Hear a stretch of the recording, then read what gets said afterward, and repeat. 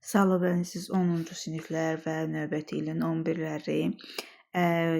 Dibin son iclasında bəzi dəyişikliklər haqqında məlumat verilmişdir və istərdim ki, onları da sizlə tanış edim. Qeyd olundu ki, yazı işi ilə bağlı 15 dəqiqə imtahanda əlavə vaxt veriləcək sizə. 100 sözlük yazı işi ilə bağlı qaydalar ondan ibarətdir ki, mövzu tam şəkildə əhatə olunmalıdır. Yəni bir abzas üzərində yazmalısınız, giriş, əsas hissə və nəticəni bir abzasa daxil etməlisiniz.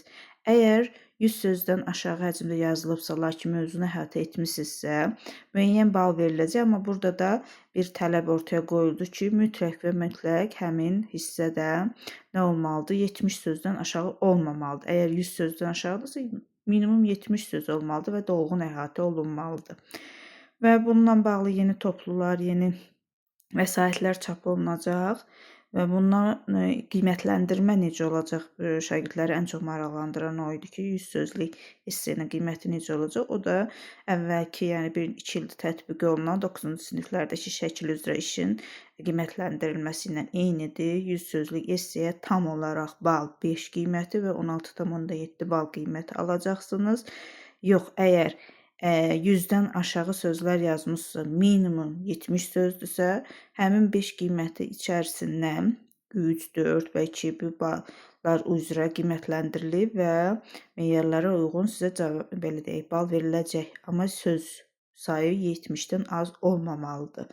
100 ortalamadır, yəni həddi, norma həddi maksimum qiymət almaq üçündür.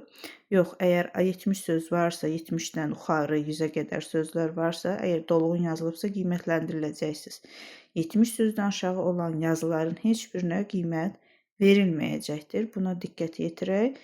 Yeni qaydalarla bağlı kanalımızda yeniliklər görmək istəyirsə və yeni qayda ilə bağlı esse yazılışı video istərsə, like edin, paylaşın. Hər birinizə uğurlar arzu edirəm. Növbəti ildə tam ballar. Sağ olun.